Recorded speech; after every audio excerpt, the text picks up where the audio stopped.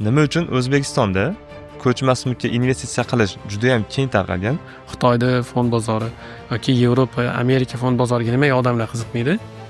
Bunga targ'ibot yo'q. O'zbekiston fond bozorini ham rivojlantirish uchun xalq qanaqa harakat qilsa bo'ladi?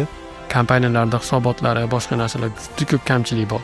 Umuman Nurmuhammad Ismoilovning o'zi fundamental tahlilni afzal ko'radimi tradingda yoki texnik tahlilni? Bozor faqat pastga qarab ketadi-da, keyin hammasi savol. Farqiga bozor nima tushib ketdi? 100% texnikka qarab turib ishlayman desa, sal qiynalishi mumkin. Arzimagan summa tiqmaydi-da. 20 ming dollar, 30 ming, 60 ming dollar ham tiqishib olgan. 100 minglab tiqishib olgan ko'rmagan odam edi.